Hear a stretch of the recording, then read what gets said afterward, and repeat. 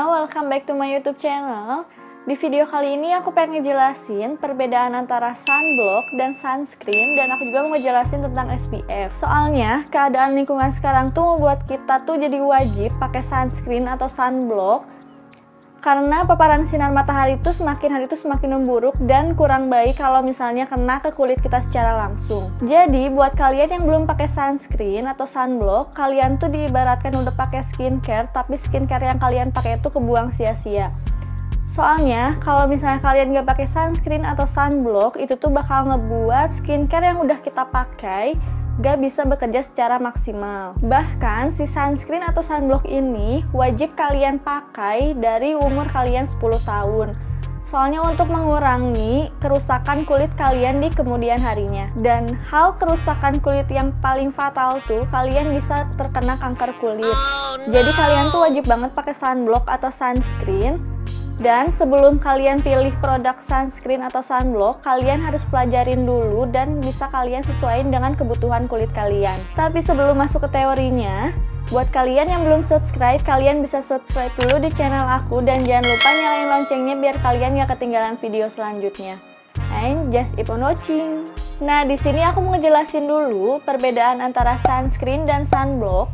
Walaupun kedua ini tuh dalam bahasa Indonesia sama-sama artinya tabir surya, tapi mereka tuh memiliki kandungan yang berbeda dan penggunaannya juga mereka tuh berbeda. Nah, yang pertama aku mau ngejelasin dulu mengenai komposisinya.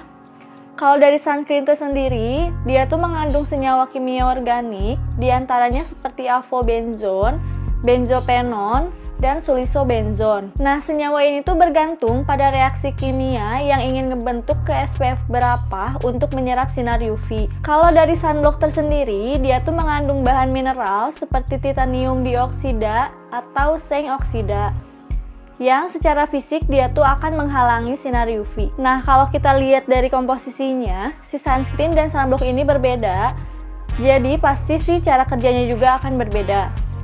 Kalau dari sunscreen itu sendiri, karena dia mengandung bahan organik, jadi secara kerjanya tuh dia akan menyerap ke kulit kita, baru dia akan bereaksi dengan si sinar UV. Dan cara kerja dari si sunscreen tersendiri, dia tuh akan memfilter antara sinar UV ke kulit kita agar si sinar UV-nya tidak merusak lapisan epidermis di kulit kita. Jadi biasanya kalau misalnya kalian mau pakai sunscreen, minimalnya kalian tuh pakai 10 atau 20 menit sebelum kalian terpapar sinar UV secara langsung. Nah, berbeda dengan sunscreen itu sendiri, kalau si sunblock ini karena dia mengandung bahan mineral atau kimiaan organik, jadi setelah kita pakai si sunblock ini, dia tuh akan bisa melindungi si kulit kita dari sinar UV. Nah, biasanya si sunblock ini tuh dia mengandung TiO2 dan zinc oksida, dimana dia tuh bersifat seperti cermin. Dia akan bekerja seperti reflektor atau bisa memantulkan sinar UV secara langsung. Jadi, cara kerja dari si sunblock dan sunscreen ini dia sangatlah berbeda.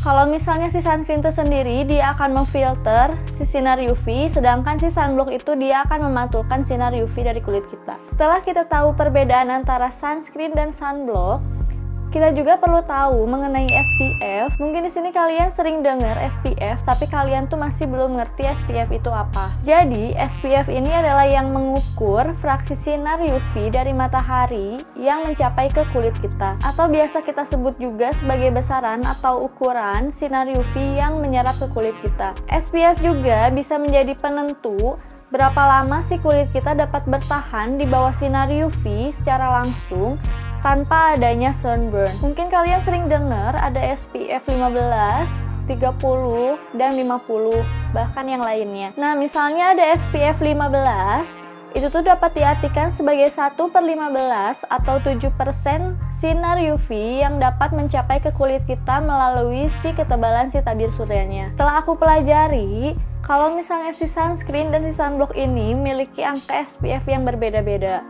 Mungkin kalian juga sering lihat rata-rata produk tuh memiliki angka SPF 15, 30, dan 50. Menurut beberapa dokter, angka SPF yang semakin tinggi itu tidak memiliki perbedaan yang signifikan. Jadi, SPF 50 juga dia sudah memiliki efektivitas menahan UV yang bagus. Di sini bisa dimisalkan kalau misalnya si SPF 15 tuh dia bisa menahan 93% sinar UV. SPF 30 bisa menahan 97% sinar UV.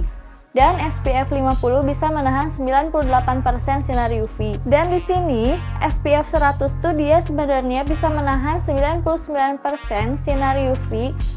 Namun, si perbedaan ini hanya beda 1% dari si SPF 50. Jadi sebenarnya kalau misalnya kalian pakai SPF 50 juga itu udah bagus di kulit kita. Dan sebenarnya berapa lama si SPF itu bisa bekerja bertahan di kulit kita? Kalian bisa asumsikan jika kulit kalian ada tanda-tanda terbakar selama 10 menit tanpa menggunakan sunscreen, berarti kalau misalnya kalian menggunakan sunscreen dengan SPF 30, kalian bisa kalikan 30 dikalikan 10 menit. Jadi dengan SPF 30 tuh kalian bisa terlindungi selama 300 menit dari sinar UV. Dan jika kalian pakai SPF 50, kalian bisa kalikan 50 kali 10 jadi 500 menit. Jadi asumsi ini tuh hanya dari beberapa penelitian saja. Itu tuh dikembalikan lagi dengan keadaan kulit kalian dan gimana keadaan lingkungan di sekitar kalian. Segitu aja teori mengenai sunscreen, sunblock, dan SPF. Di sini aku mau ngasih kesimpulan dan saran. Yang pertama, kalau misalnya kalian tanya sunscreen yang baik itu seperti apa, dari beberapa sumber yang aku dapat, kalian bisa gunakan sunblock atau sunscreen yang melabelkan broad spectrum. Kenapa? Karena si sunblock atau sunscreen yang memiliki label broad spectrum itu tandanya dia bisa menangkal panjang gelombang yang lebih panjang seperti UVA. Soalnya biasanya si sunblock dan sunscreen tuh dia hanya bisa menangkal UVB-nya aja atau bisa mengurangi tanda-tanda terbakar pada kulit. Yang kedua, kalian harus sesuaiin sunblock atau sunscreen sesuai dengan keadaan kulit kalian. Soalnya sekarang sunblock atau sunscreen udah banyak variannya. Seperti ada untuk kulit kering, oily, atau sensitif, dan yang lainnya. Jadi kalian tuh harus lihat variannya dan disesuaikan dengan keadaan kulit kalian. Yang ketiga, kalian juga harus lihat SPF yang mau kalian pakai itu seperti apa. Soalnya kalau kalian pakai SPF yang kecil, kalian tuh harus lebih sering lagi untuk mereapply si sunscreen atau sunblocknya ke kulit kalian. Tapi SPF yang besar juga tidak memungkinkan kalau misalnya si sunblock atau sunscreen itu bakal lebih bagus. Jadi di sini aku mau nyaranin minimal kalian pakai SPF 30 atau pakai SPF yang 50. Saran yang keempat, kalian bisa pakai sunscreen atau sunblock setiap minimal 2 jam atau 3 jam sekali. Soalnya banyak kemungkinan yang bisa membuat sunscreen itu bekerja kurang maksimal. Seperti misalnya di kita tuh ada keringat yang akan membuat si sunscreen itu menjadi luntur. Jadi biar aman, kalian tuh bisa pakai atau bisa nge-reapply si sunscreen atau sunblock tuh setiap 2 atau 3 jam sekali. Dan perlu kalian tahu juga, walaupun kalian tuh di rumah aja atau cuacanya lagi mendung, kalian juga wajib menggunakan sunscreen atau sunblock. Soalnya walaupun mendung atau kalian sedang di dalam ruangan, efek UV itu tetap ada. Jadi kalian harus tetap melindungi kulit kalian menggunakan sunscreen atau sunblock. Dan yang terakhir, jadi kapan kalian menggunakan sunscreen atau sunblock itu tuh tergantung dengan kegiatan kalian. Kalau aku pribadi, aku aktivitas sehari-hari, aku lebih suka memakai sunscreen. Dan kalau misalnya beraktivitas seperti renang atau ke pantai atau dan yang lainnya, aku lebih suka memakai sunblock. Jadi itu tuh bisa kalian sesuaiin dengan aktivitas kalian sendiri. Jadi segitu aja saran dari aku. Buat kalian yang masih bingung atau ada berbeda pendapat, kalian bisa komen di video ini dan kita bisa sharing bareng-bareng. Dan jangan lupa subscribe, like, and share video ini ke teman-teman kalian ya. Dah!